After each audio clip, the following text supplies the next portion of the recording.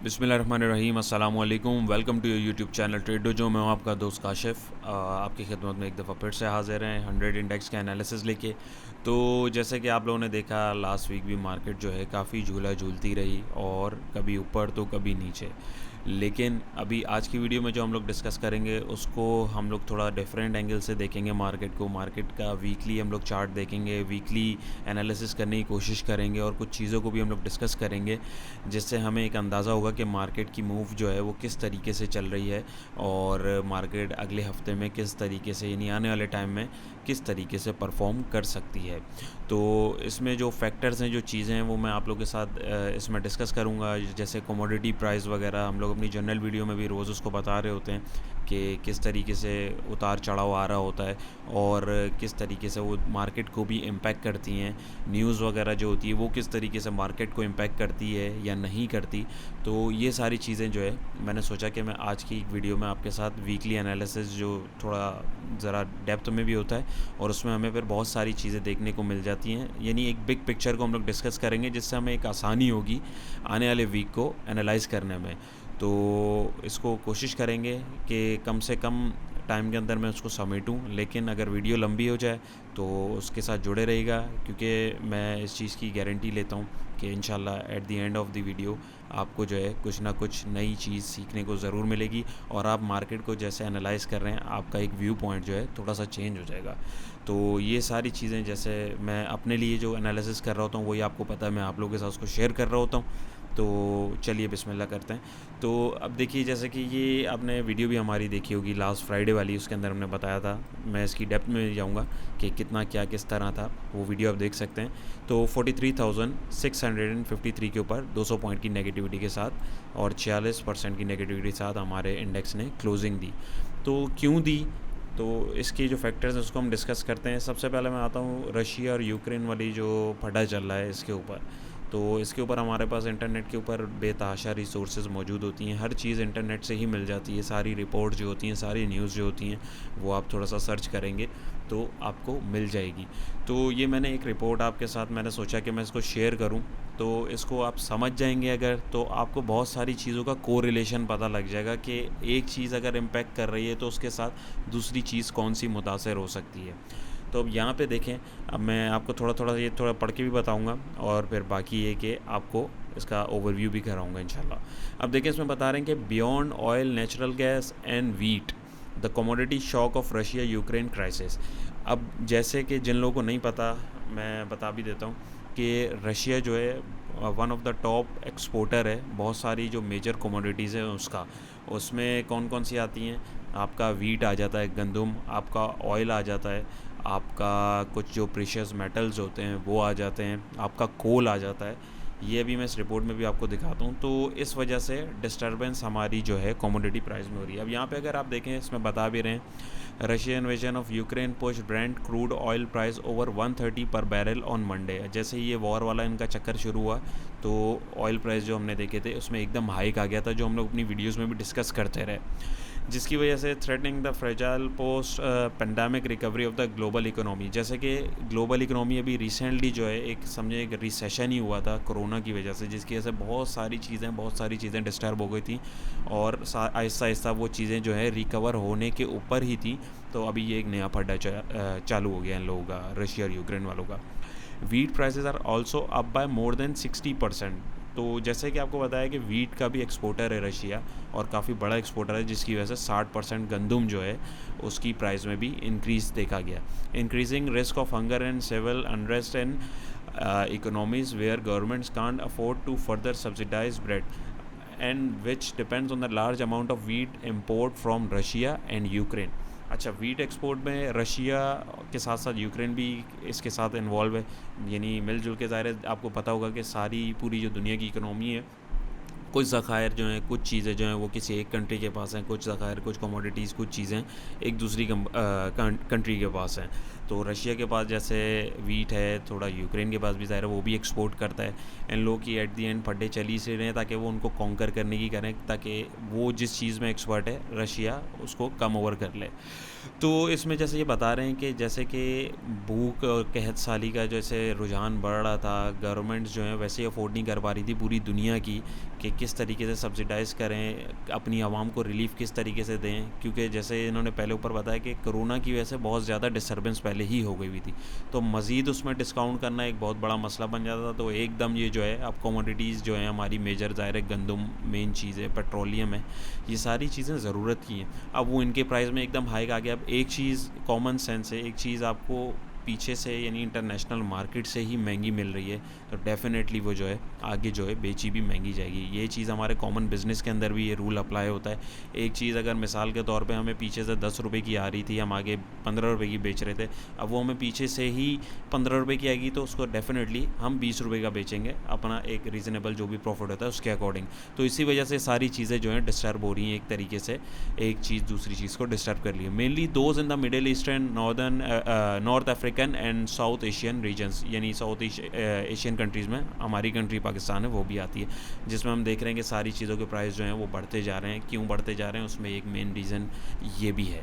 In addition to crude oil, natural gas and wheat markets, other strategic commodities are also impacted by Russia-Ukraine crisis. इसके अलावा जो crude oil है, natural gas है, wheat market है और जितनी भी दूसरी जो कमोडिटीज़ हैं वो भी इसके चक्कर में इम्पैक्ट कर रही हैं। Moreover, Putin's most recent export ban on raw materials. अब जैसे कि प्यूटिन जो रशिया के जो सदर हैं उन्होंने बैन लगा दिया हुआ है इसके ऊपर कि अब जो भी इनके पास जो मेजर कमोडिटीज़ हैं वो उसके ऊपर बैन लगा रहे हैं कि हम नहीं एक्सपोर्ट करेंगे।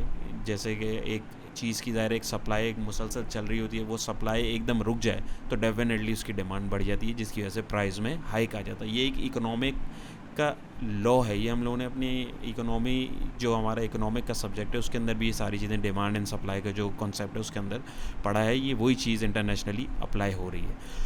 Could send ripple effect through the global economy, पूरी दुनिया को इसका इम्पैक्ट पड़ सकता है और पड़ रहा है। Undermining the global recovery and adding to inflationary process, जैसे कि अभी एक ग्लोबल रिकवरी हुई थी, पूरे एक रिसेशन हुआ था कोरोना का, उसके बाद महंगाई का भी ये चक्कर जो है दोबारा बढ़ रहा है। अब इसमें आप देखें कमोडिटीज़ प्राइस जो हैं सर्जिंग कमोडिटी प्राइस की ग्राफिकल रिप्रेजेंटेशन इन्होंने दिखाई, जिसमें जो रशिया और यूक्रेन वगैरह जहाँ से जिनकी मेन जो एक्सपोर्ट होती है उनके प्राइसेस में एकदम हाइक आई। आप देखें कोल, निकल, Palladium, steel, aluminium, iron, platinum, तो आप ये देखें इनके प्राइसेस जो है नॉर्मली चल रहे थे। जैसे ही 24 तारीख को मेरे ख्याल में हमला हुआ था इनके ऊपर, और उसके अगले दिन से प्राइसेस देखें कैसे एबनॉर्मली एकदम जो है कितने ज़्यादा ऊपर चले गए। तो ज़ाहिर है एक चीज़ इंटरनेशनल मार्केट में महंगी हो रही है, ऑब्वियसली पूरी दुनिया को उसकी सप्लाई भी फिर महंगी ही होगी। तो ये बिल्कुल एक एबनॉर्मल जो है प्राइसेस की जो मूवमेंट है ऊपर आई है, तो जिसका इम्पैक्ट इसने भी किया है। ये मैं आपको अभी और भी इसको दिखाता हूँ। अब ये मैं आपको थोड़ा जल्दी इसका बताता हूँ वरना वीडियो बहुत लंबी हो जाएगी। कोल जो है around 14% of the all global coal exports are sourced from Russia से ही जो है तकरीबन 14% जो है दुनिया का कोल जो है वो सप्लाई किया जाता है दुनिया को। कोल के जो हैं बहुत सारी चीज़ें हैं। कोल आपको पता है किस तरीके से यूज़ किया जाता है, जिसका मेन जो है कोल का जो यूज़ होता है वो इलेक्ट्रिसिटी जनरेशन में होता है, अपार्ट फ्रॉम सोलर इलेक्ट्रिसिटी, क्योंकि प्लांट जो होते हैं उनको जलाने के लिए उनको चलाने के लिए हमें एनर्जी चाहिए होती है, और कोल जो है उसको जब जलाया जाता है तो वो उसको एनर्जी में कन्वर्ट करके पावर प्लांट्स को चलाता है, जिससे बिजली पैदा की जाती है। तो इसमें अगर हम लोग देखें कोल की जो एक्सपोर्ट है वो उन्होंने पूरा एक चार्ट इन लोगों ने एक रिसर्च जो अपनी शेयर की है। अब इसमें रशिया जो है 13%, ये देखिए इसमें आपको दिख रहा होगा 13% जो है 13.8% जो है रशिया एक्सपोर्ट करता है कोल, यानी सबसे बड़ा जो एक्सपोर्टर है वो ऑस्ट्रेलिया है, फिर इंडोनेशिया, रशिया, यूनाइटेड स्टेट्स, इस तरीके से दूसरी वो, तो जिसकी वजह से एनर्जी ब्रेकडाउन जो है वो हो जाता है। अब ये जैसे देखें इन्होंने एक पाई चार्ट की रिप्रेजेंटेशन दी हुई है कि ऑयल, नेचुरल गैस, कोल, ये कलर के हिसाब से इन्होंने इसको दिखाया हुआ है नेचुरल गैस, और जिस तरीके से फिगर 3 और ये फिगर 4 इसमें दिखाया हुआ है कि world primary energy consumption by fuel के सेंस में जो एनर्जीज़ होती हैं जो कन्वर्ट होती हैं वो जो दुनिया में ज़्यादा यूज़ होती हैं वो एक होता है आपका ऑयल, नेचुरल गैस और कोल। सबसे ज़्यादा डिमांड इन्हीं चीज़ों की होती है जिससे हम दूसरी एनर्जीज़ को कन्वर्ट करते हैं। World electricity generation by fuel, फिर जो इनसे फ्यूल हमारे पास जो इलेक्ट्रिसिटी, ये जो जितनी भी हमारे पास जो कमोडिटीज़ हैं इनको जब हम कन्वर्ट करते हैं दूसरे एनर्जी के सोर्स से और इसको एज अ फ्यूल हम यूज़ करते हैं, जैसे गाड़ी में पेट्रोल होता है, तो इसमें आप देखें तो नेचुरल गैस, कोल, न्यूक्लियर एनर्जी, हाइड्रो इलेक्ट्रिक और ये दूसरी ऑयल वगैरह जो हैं, ये भी कितनी ज़्यादा जो है पूरी दुनिया का इन्होंने दिखाया है, एक ओवरऑल एवरेज दिखाया है कि किस तरीके से इसको कंज्यूम किया जाता है। तो आप देख सकते हैं कोल, ऑयल और नेचुरल गैस किस हिसाब से जो है इसकी डिमांड जो है दुनिया में है, और उसकी वजह से इसमें डिस्टरबेंस आती है तो डेफिनेटली उसकी भी डिमांड बढ़ जाती है और सप्लाई जो है वो कम हो जाती है। आयरन एंड स्टील जैसे हम लोगों ने डिस्कस किया कि जो नॉर्मली बड़े बड़े जो आपके धातें हैं कीमती, वो उसमें भी रशिया जो है उसको काफ़ी ज़्यादा ग्रिप है। तो global iron and steel export में देखें तो रशिया हमारे पास 5वें नंबर पे आता है, जो कि पूरी दुनिया का 5.2% जो है स्टील एक्सपोर्ट करता है। आयरन एंड स्टील सबसे ज़्यादा जो है चाइना है। निकल को देख लें, सबसे ज़्यादा एक्सपोर्ट जो है पूरी दुनिया में रशिया करता है 28.2% के हिसाब से, फिर ऑस्ट्रेलिया, कनाडा, नॉर्वे। एलुमिनियम जो है वो देख लें, रशिया दूसरे नंबर के अंदर आता है। उसके बाद आपके पास प्लेटिनम एंड प्लेडियम जो है उसमें भी रशिया दूसरे नंबर पे, और इवन पहले नंबर पे यहाँ पे जो है प्लेडियम हमारा जो है फर्स्ट नंबर के ऊपर है, और प्लेटिनम जो है हमारा वो सेकंड नंबर पे। ऑलमोस्ट सबसे ज़्यादा सप्लाई जो है रशिया ही कर रहा है। नियॉन जो है, जो ग्लो होता है, उसका एक केमिकल होता है, उसका जो है सप्लायर एक बहुत बड़ा रशिया है। यानी बहुत सारी मेन जो चीज़ें हैं उसके अंदर जो सप्लाई आ रही है वो रशिया से आ रही है, जिसकी वजह से ये जंगी माहौल छिड़ा हुआ है और डिस्टर्बेंस जो है वो हो रही है। उसके अलावा यहाँ पे अगर हम देखें तो ये देखें, आपको दिखेगा कि ऑयल, एक दफ़ा आप फिर इसको अगर देखें गूगल पे भी सर्च करें, oil and gas shipment contribute up to 60% of all Russia's overseas sales, यानी तकरीबन 60% ऑल ओवर जो है रशिया जो है पूरी ओवरसीज सेल जो है करता है ऑयल एंड गैस के हिसाब से। But Russia is also the world's largest exporter of wheat, a major exporter of coal and one of the top producers of metal like iron, steel, aluminum, nickel and palladium। जैसे कि हम लोगों ने अभी सारी चीज़ें अपनी इस रिपोर्ट में डिस्कस करी, ये हमें यहाँ पे भी दिख सकती हैं। तो आपको अब ये चीज़ें जो है समझ में आना शुरू हुई होंगी कि ये सारे जो प्राइसेस हैं ये किस तरीके से इम्पेक्ट कर रहे हैं और क्यों ये इंक्रीज़ करते जा रहे हैं। अब अगर यहाँ पे हम ये देखें, अब ये हमारे पास कोल आ गया। अभी फ़िल वक्त जो कोल जो टन के हिसाब से ट्रेड हो रहा होता है, अभी फ़िल वक्त जो है माइनस, आज की जो ओपनिंग है उससे 4.5 पॉइंट माइनस हुआ है और हमारा 1.23% की नेगेटिविटी आई है। ऑफिशियल क्लोज आज संडे वैसे मार्केट क्लोज़ होगी तो इसमें दिखा रहा है कि 3/11/2022 अभी मार्केट क्लोज है, यानी लास्ट क्लोजिंग इसकी जो आई है 360 पर टन के हिसाब से आई है। अब यहाँ पे अगर हम इसका चार्ट देखें तो जिस दिन आप ये देखें, यहाँ पे इसके ऊपर आपको डेट भी नीचे भी शो हो रही होगी, 23 तारीख तक जो है कोल के रेट नॉर्मल चल रहे थे 190-200, जो बहुत ज़्यादा पहले लोग बोल रहे थे हो गए। एकदम अगले दिन से जब पता लगा फड्डा चल गया, एकदम एबनॉर्मल मूव आई इसके अंदर, और प्राइसेस आप देखें तो 450 के आसपास चले गए, 436.50 के ऊपर क्लोज़ हुआ। फिर थोड़ा सा रिट्रेस किया, 350 पे आए, फिर वापसी ऊपर 432 पे चले गए, फिर 439 के ऊपर। अब जैसे जैसे ये फड्डा इन लोग अब सॉल्व होता जाएगा, ये ऑटोमेटिक प्राइस जो हैं नीचे आते जाएंगे। अब जैसे हमारी मार्केट के अंदर भी कमोडिटीज़ के ऊपर जो इम्पैक्ट पड़ता है, इसी तरीके से यही सारी चीज़ें इंटरनेशनल मार्केट में भी यही सारे रूल्स जो हैं चल रहे होते हैं। एकदम पैनिक आती है, पैनिक के साथ उसकी एकदम डिमांड बढ़ जाती है, बाइंग सेलिंग जो है वो बढ़ जाती है, लोग समझते हैं कि अब मिलना ही नहीं है, तो वो बेसिकली अपने हिसाब से चीज़ फिर अपने आप को एडजस्ट करती है। प्राइसेस जो हैं अभी अल्टीमेटली इसके प्राइसेस जो हैं ऑटोमेटिक अपने लेवल्स के ऊपर जैसे जैसे ये मामला हल होता जाएगा, ऑटोमेटिक अपने प्राइसेस जो हैं सारे एडजस्ट होते जाएंगे। तो यहाँ पे अभी फिल वक्त जो है, अभी देखें आप यहाँ से इसने तकरीबन 2 तारीख को जो है इसने हाई लगाया था 436 का, और अभी ये ट्रेड कर रहा है अराउंड 360 के ऊपर। तो आपको ये चीज़ बखूबी अब समझ में आ गई होगी। यही चीज़ हमारे पास ऑयल के अंदर, क्रूड ऑयल में हमारे पास ब्रेंट ऑयल होता है, WTI ऑयल होता है, ये अभी जो ट्रेड कर रहा है, यही चीज़ हम अगर इसके अंदर 1 मिनट के लिए देखें 24 तारीख से, अगर मैं आपको ये दिखाऊँ, बिल्कुल ये 25 नॉर्मली चल रहा था, 9900 के आसपास चल रहा था, एकदम स्पाइक आया और ऑयल जो है अराउंड ये ब्रेंट ऑयल जो है 127 के ऊपर चला गया, और ये फ़ी बैरल का हिसाब होता है। अब ये देखें नेगेटिव होना शुरू हो गया है, आहिस्ता आहिस्ता ये रिकवरी लेते लेते ये भी अपने प्राइस के ऊपर वापसी आ जाएगा।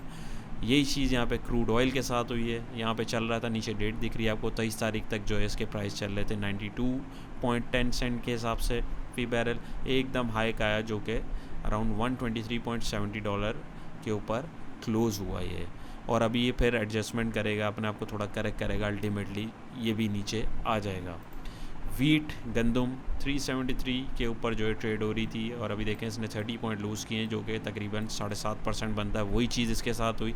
25 तारीख तक ये नॉर्मली ट्रेड हो रहा था 290 के ऊपर, 287 के ऊपर। 24 को ये देखें हमला हुआ था उधर यूक्रेन, और इस पर रशिया का जो ये झंझट शुरू हुआ था, तो एकदम हाई का आई 316, क्योंकि रोज़ी है ये तो सबकी ज़ाहिर है, गंदम जो होता है रोटी वगैरह होती है, ये तो एक ज़रूरत है, तो उसकी वजह से फिर एक कन्फ्यूजन आ जाती है।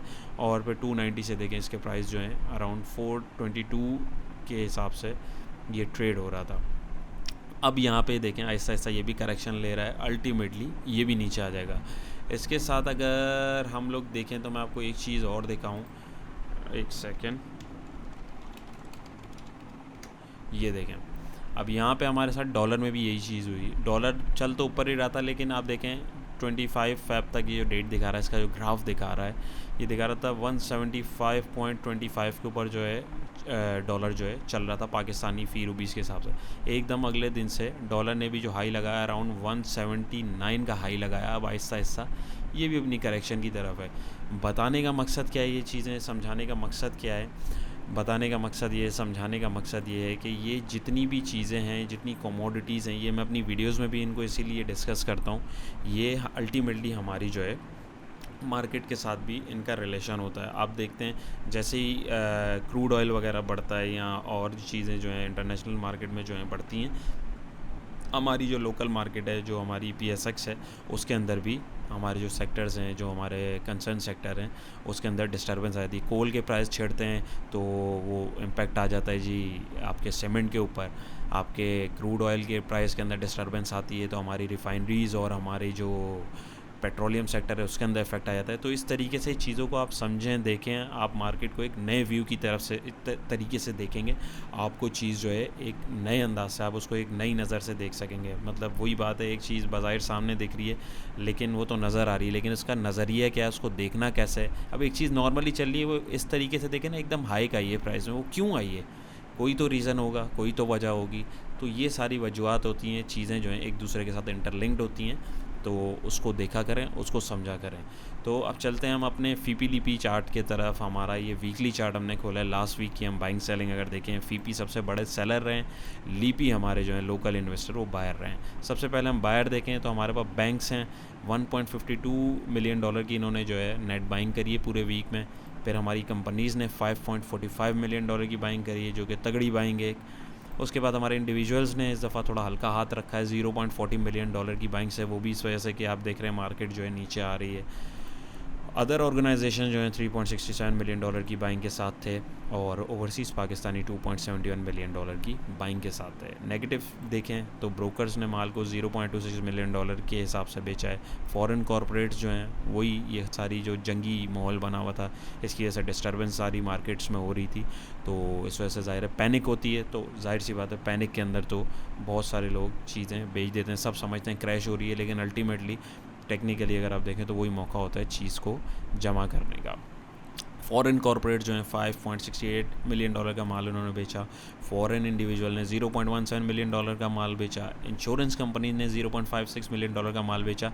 म्यूचुअल फंड ने सबसे ज़्यादा तगड़ी सेलिंग करी है, जो कि 7.08 मिलियन डॉलर की करी। NBFC टस से मस नहीं हुआ, जैसा था वैसा ही चल रहा था। अच्छा, अगर इसको हम थोड़ा सा एनालाइज़ करें, अगर हम देखें हमारा जो बायर है, सबसे बड़ा बायर है हमारी कंपनीज़, तो इसको हम अगर नीचे देखें सेक्टर्स में, तो ये देखें हमारे पास कंपनीज़ आ रही हैं। इसके अंदर हमारे पास, मैं आपको दिखाता हूँ, अगर हम इसको थोड़ा सा देखें कि कंपनीज़ ने सबसे ज़्यादा इंटरेस्ट किस सेक्टर में लिया है, तो हमारे पास कमर्शियल बैंक्स आ रहा है। कमर्शियल बैंक्स में जो है कंपनीज़ ने ज़रा तगड़ी बाइंग करी है। उसके बाद हमारे पास जो है फर्टिलाइज़र में नहीं, इसमें कंपनीज़ फूड है, उसमें भी इतनी ख़ास नहीं है। इसमें भी नॉमिनल सी बाइंग है, यानी कमर्शियल बैंक के अंदर यानी कि कंपनीज़ ने काफ़ी ज़्यादा इंटरेस्ट दिखाया है। तो उसके अंदर आप लोग अपने हिसाब से देख सकते हैं कौन से स्क्रिप्ट्स ने परफॉर्म किया है, कौन से स्क्रिप्ट्स जो हैं अपने सपोर्ट एंड रेजिस्टेंस लेवल के ऊपर हैं, क्योंकि बाइंग हमेशा जो है वो लेवल पे की जाती है, रोज़ ट्रेडिंग नहीं होती है। हमें बहुत ज़्यादा एनालाइज करके प्राइस एक्शन को देख के, प्राइस एक्शन को समझ के, इंडिकेटर्स को देख के उसके बाद ही ट्रेडिंग करनी चाहिए। अंधाधुंध किसी के कहने पे भी हमें ट्रेडिंग नहीं करनी चाहिए।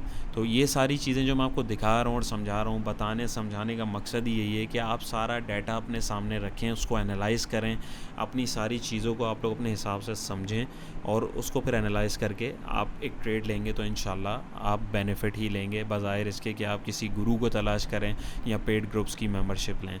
तो ख़ुद अपनी आप ट्रेडिंग करने की कोशिश करें। ये सारी चीज़ें मैं आप लोगों के साथ इसको इसीलिए शेयर कर रहा हूँ, पर्सनली मैं इनको ख़ुद भी फॉलो करता हूँ, तो मैं अपनी प्रैक्टिस आप लोगों के साथ जो है इसको शेयर कर रहा हूँ।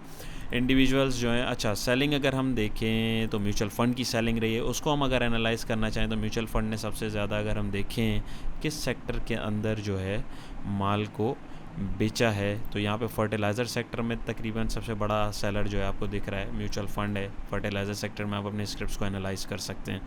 और आपका oil and gas marketing companies जो हैं उसके अंदर 1.34 मिलियन डॉलर की जो है सेलिंग म्यूचुअल फंड्स की है, ओवरऑल पूरे वीक की मैं बता रहा हूँ।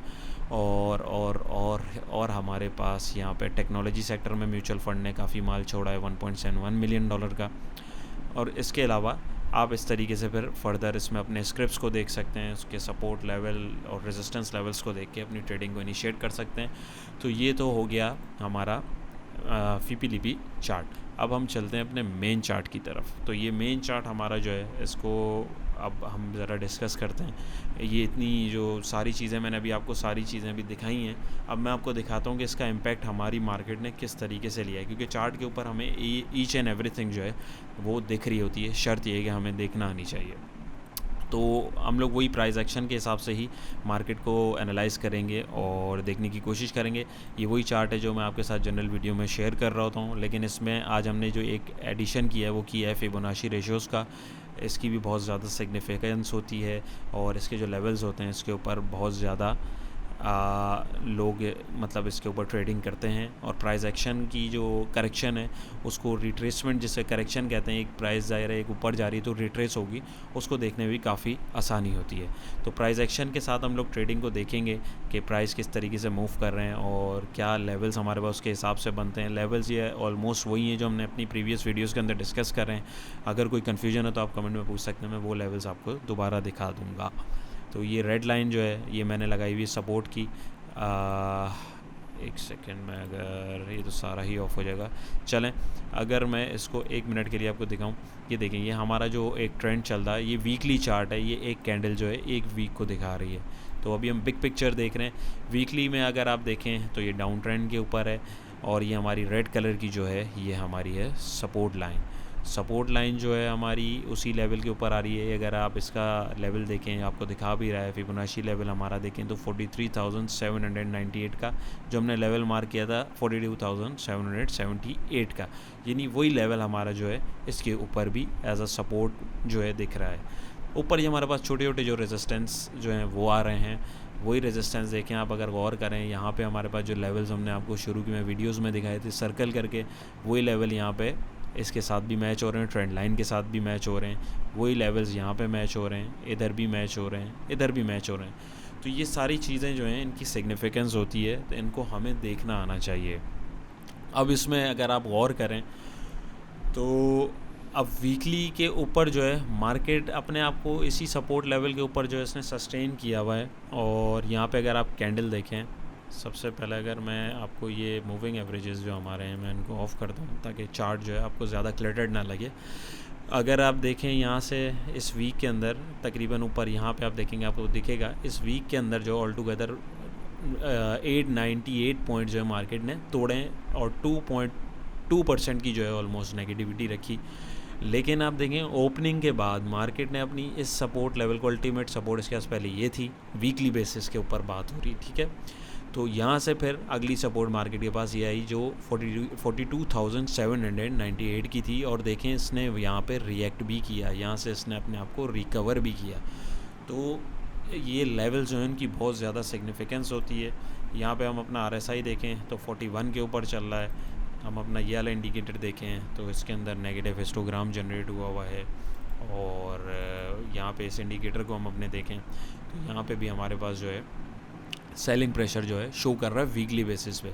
और अल्टीमेटली यहाँ पे इस इंडिकेटर को देखें तो ये भी कोई इतना ख़ास हमें बाइंग सिग्नल नहीं दे रहा है, लेकिन हमें जो है लेवल्स को देखना है, हमें देखना है हमें जो लेवल्स अपने डिस्कस करते हुए आ रहे हैं अब ये अगर मैं यही चीज़ मूविंग एवरेजेस के साथ दिखाऊं तो हमारे जो मोटे मोटे मेन ट्रेंड को देखने के लिए अब यहाँ पे देखें, एक इसने जो है हमारी मेन सपोर्ट जो है फिबोनाची की जो हमने मार्क की हुई थी उसको देखा, और ये हमारी 50 की जो मूविंग एवरेज है, यहाँ से मैं खोलूँ 100 की मूविंग एवरेज है जो कि लॉन्ग टर्म की है, इसको देखें मार्केट ने रेस्पेक्ट किया पहले भी, फिर सपोर्ट ली यहाँ से एक बम्प दिया, फिर यहाँ पे ये इसने यहाँ से इसको सपोर्ट बनाया, तो यहाँ से एक पॉजिटिव चांस है कि मार्केट जो है यहाँ से अपने आप को रिकवर करेगी।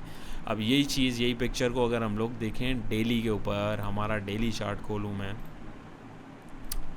यही चीज़ हमारे पास जो है अब डेली के ऊपर आ गई है। अगर आप देखें मार्केट ने वही चीज़ वही गेम यहाँ के ऊपर, यहाँ पे भी इस चार्ट के ऊपर किया, यहाँ से गिरी, इधर सपोर्ट बनाई, यहाँ से गिरी, इस लेवल को इसने एज अ सपोर्ट किया, फिर ये रेजिस्टेंस लेवल से यहाँ पर रेजिस्ट किया, ये देखें यहाँ से इसने दो दफ़ा इसको जो है सपोर्ट बनाया, तो यहाँ पे आप देखें इसने इसको रेजिस्ट किया, ट्रेंड लाइन की रेजिस्टेंस आ रही है, यानी एरिया ऑफ कॉन्फ्लुएंस जो हम लोगों ने डिस्कस किया था अपनी वीडियो में कि जब एक से दो से तीन चीज़ें एक जगह के ऊपर आके इकट्ठी हो रही होती हैं और उस पर हमें स्पेसिफिक प्राइस रिएक्शन मिल रहा होता है तो उसकी सिग्निफिकेंस ज़्यादा होती है। डेली के ऊपर देखें RSI हमारा डेली पे भी 40 पे, मैकडी को देख लें तो उसमें भी कोई बाइंग हमारे पास सिग्नल नहीं है। सेलिंग प्रेशर इस इंडिकेटर के उससे आप देखें तो रेड लाइन नीचे आ रही है, थोड़ा सा कम हुआ है, और यहाँ पे भी जो उसने एक छोटी सी बाय कॉल की थी वो जो है ऑलमोस्ट नेगेटिव होने के ऊपर है तो अभी क्या करना चाहिए हमें, अभी फ़िल वक्त हमारे पास जो है मैं आपको दिखाऊं तो अभी फ़िल वक्त हमें मंडे को इंशाल्लाह सबसे पहली रेजिस्टेंस जो हमारे पास आ रही है, ये मैं शॉर्ट टर्म ट्रेडर्स की बात कर रहा हूँ, लॉन्ग टर्म ट्रेडर्स जो इन्वेस्टर है उनके लिए तो ये लेवल्स बड़े ज़बरदस्त हैं मेरे हिसाब से, क्योंकि ऑलमोस्ट सारी चीज़ें वैसे डिस्काउंटेड हैं। जो नॉर्मल डे ट्रेड करते हैं या BTST करते हैं, बाइंग टुडे सेल टुमारो, उनके लिए अगर आपको मैं बताऊं तो सबसे पहली रेजिस्टेंस हमारे पास आ रही है 44,121 की। अगर इंडेक्स इससे ऊपर क्लोजिंग मंडे को देने में कामयाब होता है तो हमारे पास फिर अगली रेजिस्टेंस आ रही है 45,159 की। तो इसमें आप एक छोटी ट्रेड ले सकते हैं, इसमें आप अपने हिसाब से अपने स्ट्रिक्ट जो है स्टॉप लॉस के साथ जो अपनी ट्रेड को आप इनिशिएट कर सकते हैं, और उसमें आप अपने स्पेसिफिक स्क्रिप्ट्स जो हैं आप उनको देख सकते हैं। तो ये लेवल्स हैं, और सपोर्ट हमारे पास वही है 42,798 की। अगर अल्लाह ना करे इंडेक्स यहाँ से स्लिप होता है तो अगली सपोर्ट हमारे पास आ रही है 41,118 की, लेकिन ज़्यादा चांसेस हैं कि इंशाल्लाह इंडेक्स यहाँ से रिकवर कर जाएगा। लेकिन अभी जो दिख रहा है हमें उसके हिसाब से देखना है, मार्केट जैसा परफॉर्म कर रही है, हमें हमेशा स्ट्रेटजीज़ अपनी दोनों बनानी है, बाइंग भी और सेलिंग भी। अगर आप जैसे रेजिस्टेंस हमने मार्क किया, अगर रेजिस्टेंस में हमारी स्ट्रेटजी है क्लोजिंग टाइम के ऊपर, अगर मार्केट इस रेजिस्टेंस को ब्रीच कर रही है, अच्छी कैंडल हेल्दी बना रही है, जैसे देखें कितना हिस्सा इस कैंडल का बाहर है, तो और इंडेक्स के अंदर ज़्यादा बाइंग अपॉर्चुनिटी है तो हम लोग बाइंग पोजीशन बना सकते हैं। और यही चीज़ हम इसके बरक्स करेंगे, अगर हमारी ये सपोर्ट टूटती है तो हम इंडेक्स से स्टॉप लॉस लेके बाहर निकलेंगे, क्योंकि अगर सपोर्ट टूटती है तो उसकी क्या गारंटी कि अगले दिन मार्केट इसी सपोर्ट को ऑनर करेगी, तो हो सकता है वो अगली सपोर्ट की तरफ जाए। सपोर्ट ज़ाहिर है जितनी भी हैं वो टूटती रहेंगी, रेजिस्टेंस जितने हैं वो टूटती रहेंगी, और मार्केट जो इसी तरीके से झूलती भी रहेगी और हमें भी झुलाती रहेगी। तो ये सारी चीज़ें, अब इसमें एक चीज़ जो मैं ऐड करना चाहूँगा, आई होप आपको ये चीज़ जो है ये काफ़ी चीज़ें आपको इसमें क्लियर हुई होंगी। अब ये देखें इसमें आप डाउन ट्रेंड चल रहा है ऊपर से, लेकिन यहाँ पे मार्केट एक उसको रोक रही है। हमने फर्स्ट वीडियो में अपनी जो है इसको एक्सप्लेन किया था कि एक डिसेंडिंग ट्रायंगल का जो पैटर्न होता है वो किस तरीके से काम करता है, तो उसी स्ट्रेटजी को लेके हम लोग चल रहे हैं और वही एनालिसिस लेके आप लोग के साथ चल रहे हैं और आगे इंशाल्लाह चलते रहेंगे ताकि आप लोग की इसमें लर्निंग भी होती रहे।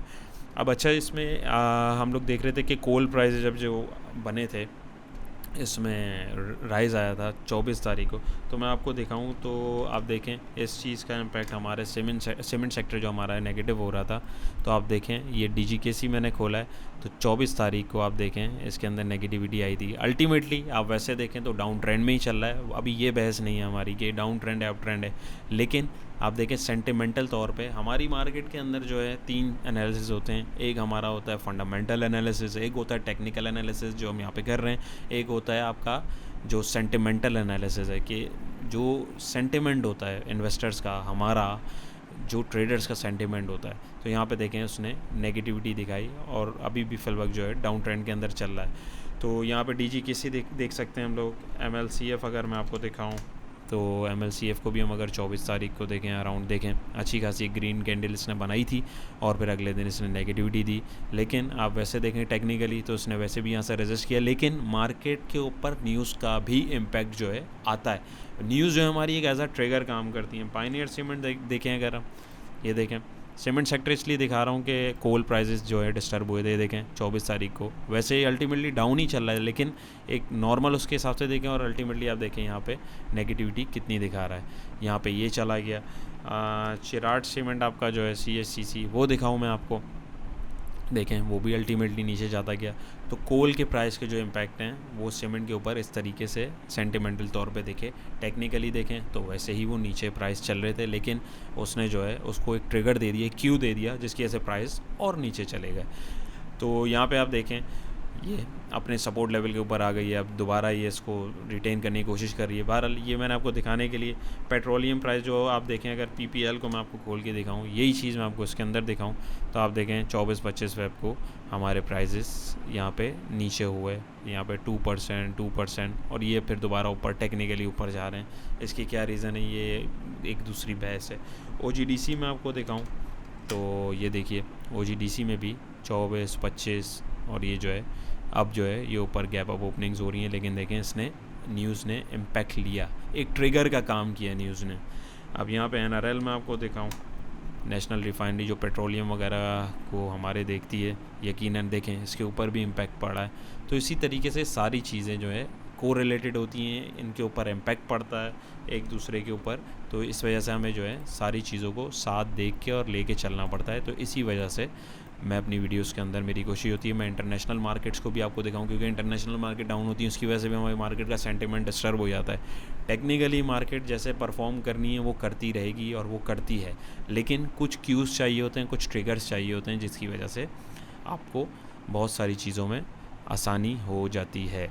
तो ये अगर आप एक चीज़ देखें, यहाँ पे ये जो इतनी बड़ी एक रेड कैंडल बनी थी, तकरीबन 1300 पॉइंट टूटे थे। आप ये देखें इंडेक्स वैसे नीचे ही आ रहा था, लेकिन यहाँ पे एक बहाना मिल गया, एक ट्रिगर मिल गया। आप देखें यहाँ पे 24 तारीख है, वही फड्डा यूक्रेन वाला हुआ था, तो कितनी ज़्यादा नेगेटिविटी सेंटिमेंटल तौर पे आई थी। अल्टीमेटली अगले दिन मार्केट ने अपने आपको रिकवर किया और टेक्निकली मार्केट को नीचे जाना था क्योंकि मूविंग एवरेज की रेजिस्टेंस आ रही थी। तो यहाँ पे देखें इसने अपने इस रेजिस्टेंस को भी टेस्ट किया और यहाँ से इसने अपनी सपोर्ट को तोड़ा और ये यहाँ से इसने रीटेस्ट किया इसको दोबारा और अल्टीमेटली अपनी सपोर्ट की तरफ आई। तो ये छोटी छोटी चीज़ें हैं, बहुत सारी चीज़ें जो हैं ये एक साथ जो है इनको आप अगर कंपाइल कर लेते हैं तो आपका एनालिसिस जो है वो स्ट्रॉन्ग हो जाता है और आपको बहुत सारी चीज़ें जो हैं देखना आ जाती हैं और उसको आप बहुत अच्छे तरीके से अंडरस्टैंड कर सकते हैं। तो आई होप आपको मेरी कोशिश है आज की पसंद आई हुई होगी। तो ये सारा मेरा जो है अपना पर्सनल मेरा जो है व्यू था, जो मैं अपने लिए अपनी ट्रेड्स में जो जिन चीज़ों को मैं कंसीडर करता हूँ, और मैंने आपको उसको प्रूफ के साथ भी दिखाया कि किस तरीके से क्या चीज़ इम्पैक्ट कर दी। मतलब हवा में बातें नहीं है सारी, ये सारी चीज़ें एक दूसरे के साथ को रिलेटेड होती हैं। तो आई होप आपकी लर्निंग भी कुछ हुई होगी, आपने कुछ नया भी सीखा होगा। मार्केट को अब आप थोड़ा सा एक अपने हिसाब से एनालिसिस जो है थोड़ा आप ब्रॉड करेंगे और उसके हिसाब से मार्केट को देखेंगे और इंशाल्लाह प्रॉफिट करेंगे।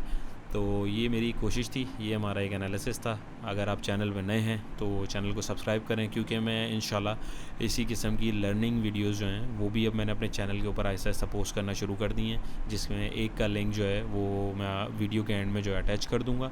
और इसके अलावा भी मैं बहुत सारी चीज़ें जो है इंशाल्लाह अपने इस चैनल के ऊपर पोस्ट करता रहूँगा। तो इंशाल्लाह कोशिश हमारी ये है कि लर्निंग हो और अच्छी लर्निंग हो, ताकि आपको भी फ़ायदा हो और हमें भी फ़ायदा हो, क्योंकि आप लोग सीखेंगे तो हमें भी इंशाल्लाह इसका बेनिफिट ये होगा कि आप लोगों के दिल से दुआ निकलेगी, तो डेफ़िनेटली उससे हमारा भी फ़ायदा होगा। तो अपना बहुत सारा ख्याल रखिएगा, दुआओं में याद रखिएगा, और चैनल पे नए हैं तो सब्सक्राइब कर लीजिए। तो इंशाल्लाह नई वीडियो के साथ मुलाकात होगी। अल्लाह हाफ़िज़।